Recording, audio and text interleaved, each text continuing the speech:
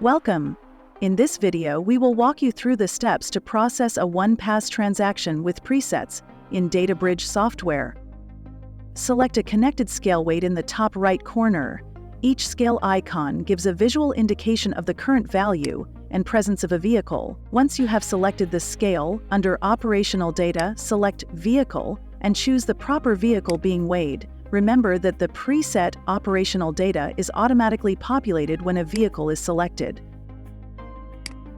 Once you have confirmed the information associated with the vehicle, capture the weight of the vehicle with Get Weight.